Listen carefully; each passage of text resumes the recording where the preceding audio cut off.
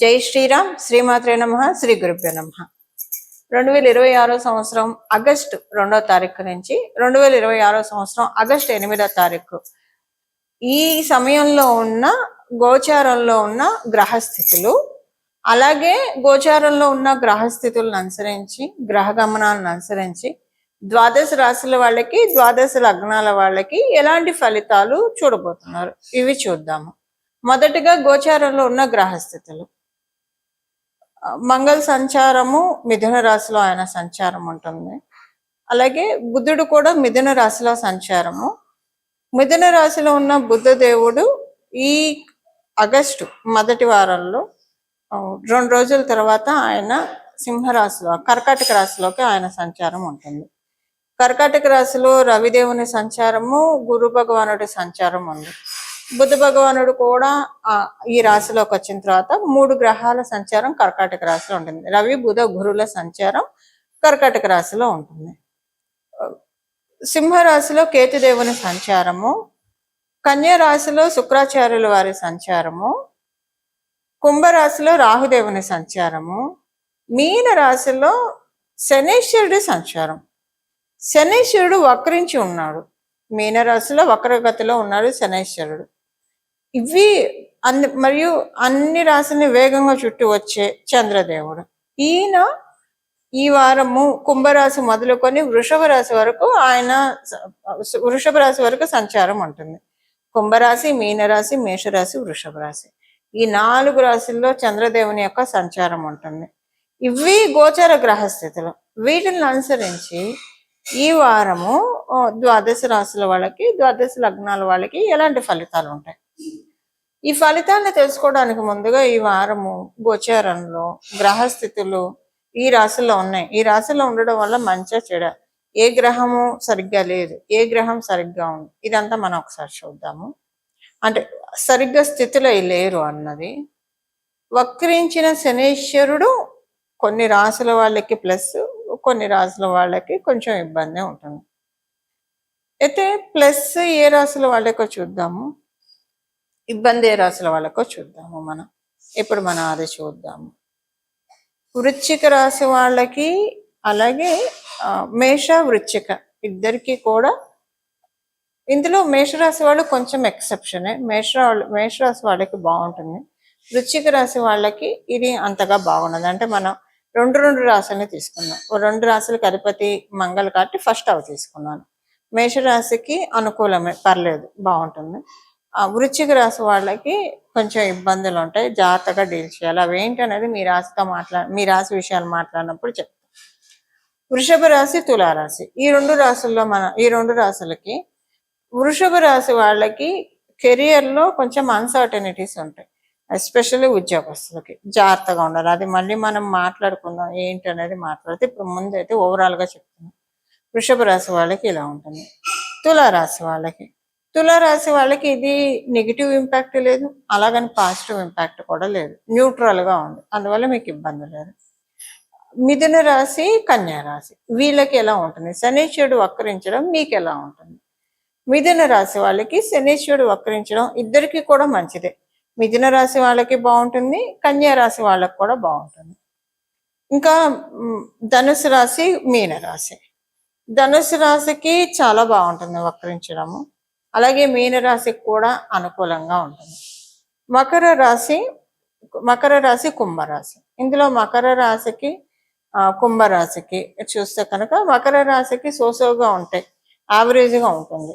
వక్రించడము అంటే కొంత బాగుంటుంది, బ్యాడ్ అయితే ఉండదు. ఫస్ట్ అయితే బ్యాడ్ అయితే ఉండదు, నెగిటివ్ అయితే ఉండదు, కానీ కొంచెం బాగానే ఉంటుంది. పూర్తిగా బాగుందని చెప్పాల, పర్లేదు, బాగుంది, సోసోగా ఉంది అని అనుకున్నట్టు ఉంటుంది. కుంభరాశి వాళ్ళకి ఇదేంటంటే, కుంభరాశి వాళ్ళకి ఇది ఒక కొత్త స్టార్టప్కి అవకాశం ఇస్తుంది. మీరు ఏదో వెనకబడి ఉన్నారు, దాన్ని ముందుకు తీసుకెళ్ళడానికే మీకు వక్రగతి మీరు చూస్తున్నారు.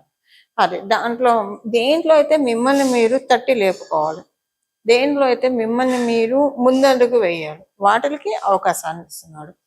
ఇలా ఉంది ఈ వారం యొక్క గోచార గ్రహస్థితిలో. ఇది స్పెషల్ అంశము.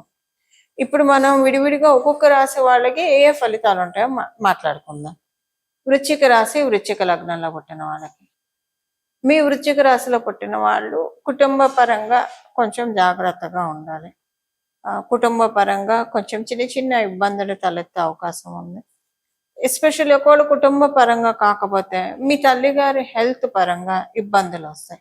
అది మీకు కొంచెం బాధ అనిపిస్తుంది. ఏంటి ఇలా సడన్ గా బాగుంది కదా, ఇలా ఎందుకు అయింది అని అనిపిస్తుంది. కుటుంబ పరంగా చిన్న చిన్న చిక్కులన్నా ఉండొచ్చు, లేదా మీ తల్లిగారి హెల్త్ పరంగా కొంచెం ఇబ్బందులు తలెత్తుతాయి మీకు ఇప్పుడున్న ఈ గోచర గ్రహస్థితుల రీత్యా. మీరు ఏదైనా పర్చేజ్ చేయాలన్నా, సెల్లింగ్ చేయాలన్నా, ప్రాపర్టీస్, వెహికల్స్ ఈ వారం మొదలుకొని కొంచెం ఒక 3 నెలలు వీటికి వాయిదా వేసుకుంటే మంచిది. వాళ్ళు మీ జన్మజాతకం బాగా సపోర్టింగ్గా ఉంటే మీరు వెళ్ళొచ్చు, ముందుకు వెళ్ళొచ్చు. లేకపోతే కనుక వాయిదా వేసుకుంటే ఒక 3 నెలలు మంచిది. ఇప్పుడు చేసే ఇది మీకు లాస్ అని తెస్తుంది. అంటే మంచి రేటుకి వెళ్ళాల్సింది తక్కువ రేటుకి కాంప్రమైజ్ అమ్మాల్సి వస్తారు కాబట్టి వీటిల్లో కొంచెం జాగ్రత్తగా ఉండండి. అలానే కొనాలనుకున్నా కూడా ఏదో అంటారు కదా, కొనబోతే కొరివి అమ్మబోతే అడవి అని. అది మీకు ఇప్పుడు లిటరల్ ఎక్స్పీరియన్స్ అవుతుంది. అందువల్ల మీ జన్మజాతకం బాగా ఉంది ఇలాంటి వాటికి అని అనుకుంటే తప్పించి, లేకపోతే కనుక ప్రొసీడ్ అవ్వకుండా ఒక 3 నెలలు కొంచెం జాగ్రత్తగా ఉండండి ఈ విషయాల్లో. సంతానానికి సంబంధించిన అనుకూలతలు చక్కగా ఉన్నాయి. విద్యార్థులందరికీ కూడా చక్కటి శుభ సమయం చాలా బాగా ఉంటుంది. రిమైనింగ్ అనే విషయాల్లో కూడా వృశ్చిక రాశి, వృశ్చిక లగ్నాల్లో పుట్టిన వాళ్ళకి చక్కగా ఉంది. పరిహారము ఈ వారము చేసుకోవాల్సింది, శనీశ్వరుడు వక్రగతిలో ఉండడం వల్ల ఈ వారం ద్వాదశ రాశుల వాళ్ళు, ద్వాదశ లగ్నాల వాళ్ళు అమ్మవారి యొక్క ఆరాధన, ఆఖరిదైన మీనరాశిలో ఆయన వక్రించి ఉన్నాడు కాబట్టి అమ్మవారి యొక్క ఆరాధన, అది కూడా గురుమూర్తి రూపంలో సరస్వతి అమ్మవారిని ఆరాధిస్తే చాలా మంచిది. రాజశ్యామల అమ్మవారిని ఆరాధిస్తే చాలా మంచిది. అదొకటి ఆరాధన. లేదంటే కాళీదేవిని ఆరాధించినా మంచిదే. బట్ వీటన్నిటికీ కంటే కూడా మామూలుగా అమ్మవారిని ఒక ఫామ్లో ఈ కన్ఫ్యూజన్స్ లేకుండా ఏదైనా ఒక్క అమ్మవారిని ఆరాధించాలంటే కంచి కామాక్షి దేవిని ఆరాధిస్తే చాలా మంచిది. మనసులో కామాక్షి కామాక్షి కామాక్షి కామాక్షి అనుకుంటూ ఉండండి, చాలా మంచి ఫలితాలను చూస్తారు. చల్లని తల్లి, అవ్యాజ కరుణామూర్తి. అష్టాదశ శక్తి పీఠాల్లో ఒకటి కాంచీపురం, అలాగే సప్తమోక్షపురాల్లో ఒకటి కాంచీపురం. అక్కడ కంచి కామాక్షి అమ్మవారిని మనసులో స్మరించినంత మాత్రమే, అంతే, స్మరించినంత మాత్రమే మనకున్న మనసు ప్రశాంతంగా అనిపిస్తుంది. టెన్షన్ నుంచి వెంటనే రిలీవ్ అయిపోతాం, ధైర్యం వస్తుంది, ఆనందం వస్తుంది, సంతృప్తి ఉంటుంది. ఇప్పుడు పసిపిల్లలు ఏడుస్తుంటే అమ్మ వచ్చి సేద తీర్చి ఆ పసిపిల్లల్ని పాలు పట్టాలంటే పాలు పట్టి, ఏమన్నా తినిపించాలంటే తినిపించి, బుజ్జగించి, ఎలాగైతే మళ్ళీ తన పనిలో తను వెళ్ళి ఇంకా పిల్లాడు కావచ్చు పాప కావచ్చు ఆటల్లో పడిపోతారు. మనమే తల్లులైనందుకు పిల్లల్ని అంత సేద తీరుస్తుంటే జగన్మాత మరి మనందరిని ఎంత చక్కగా సేద తీరుస్తుంది. చేయాల్సింది మనము అమ్మవారిని తలుచుకోవాలి. అమ్మ అమ్మ అమ్మ అని పిలిస్తేనే కదా పిల్లాడు కూడా, పాప కావచ్చు బాబు కావచ్చు, ఏడిస్తేనే కదా అమ్మ అయ్యో పిల్లాడికి ఏమైందో అని వచ్చి చూసేది, పాపకి ఏమైందో అని వచ్చి చూసేది, పాపాయికి ఏమైందో అని వచ్చి చూసేది. అలా మనము కామాక్షి దేవ్యే నమః, కామాక్షి దేవ్యే నమః, కామాక్షి దేవ్యే నమః అని అనుకుంటూ ఉంటే అమ్మ మన ఆర్తిని ఆలకిస్తుంది. మన ఆర్తిని ఆలకించి మనల్ని హక్కున చేర్చుకుంటుంది. నమ్మండి, ఇది చాలా మందికి ఎక్స్పీరియన్స్ అయ్యి ఉండొచ్చు, నమ్మండి అని అనకూడదు. ఎందుకంటే అమ్మవారిని పట్టుకున్న వాళ్ళకి ఎంత అత్యద్భుతమైన ఫలితాలను అమ్మవారు ఇస్తుందో అందరూ కూడా ఎక్స్పీరియన్స్ అయ్యే ఉంటారు. ఈ సమయము అనుకూలంగా ఉంది. అమ్మవారి పాదాలని, అంటే ప్రతిసారి మనం పట్టుకున్నా కూడా ఒక్కొక్కసారి నెగిటివ్ ఫోర్సెస్ అడ్డొచ్చి వాటిల్ని, అంటే ఇప్పుడు ఇదే మీకు ఎగ్జాంపుల్కి చెప్పాలంటే, పిల్లాడు ఏడుస్తుంటే తల్లి హృదయం తల్లడిల్లుతూ ఉంటుంది. అయ్యో బాబు ఎందుకు ఏడుస్తున్నాడో, పాప ఎందుకు ఏడుస్తున్నాడో. ఇంట్లో పెద్దవాళ్ళు ఉన్నా లేదా ఇంకెవరైనా ఉన్నా బాలానం రోదనం బలం, ఏం కాదు, ఏడవంగానే పరిగెత్తుకొని వెళ్ళి ఏం ఎత్తుకోకర్లేదు ఇలా చెప్పి ఆపేస్తూ ఉంటారు. లేదా ఏదో ఒక పని ఉంటుంది, ఆ పని వదిలి రాలేని పని అవుతుంది, ఏడుస్తున్నా గబగబా కంప్లీట్ చేసుకొని వెళ్దాం అని ఆగొచ్చు. అలా పిల్లోడు బాబో పాపాయో ఏడుస్తూనే ఉంటారు కదా. అలా అంటే నా ఉద్దేశం నెగిటివ్ ఫోర్సెస్ అడ్డుపడ్డప్పుడు సమయము వేళ విశేషము బాగా ఉంటే నెగిటివ్ ఫోర్సెస్ అడ్డుపడవు. తల్లి వచ్చి హక్కున తీర్చుకుంటుంది. వేళ విశేషం బాగోనప్పుడు నెగిటివ్ ఫోర్సెస్ అడ్డుపడి మనం ఎంత వేడుకున్నా కూడా మనం వేడుకున్న ఫలితం అయితే ఖచ్చితంగా వస్తుంది. కానీ కొంచెం టైం పడుతుంది అంతే. నెగిటివ్ ఫోర్సెస్ అడ్డుపడడం వల్ల అది ఒక రకంగా చెప్పాలంటే ఇది జగన్మాత సమక్షంలో, ఎందుకంటే మన అమ్మవారినే స్మరిస్తూ ఉన్నాం కాబట్టి మనకున్న కల్మషాన్ని మనకున్న దోషాన్ని తీసేయడానికే అది వెళ్ళిపోతుంది. ఆ పరీక్షలు కూడా మనకున్న దోషాలు పోవడానికే అవుతాయి ఇలా. అందుకని ఎక్కువ ఈ సమయం అయితే చాలా చక్కగా ఉందండి. ఫిల్టర్డ్ టైం అంటాం చూసారా, ఒక మంచి ముహూర్తం అంటే ఏంటి, మంచి ఫిల్టర్డ్ టైం అది ఇప్పుడు ఉంది గోచారంలో.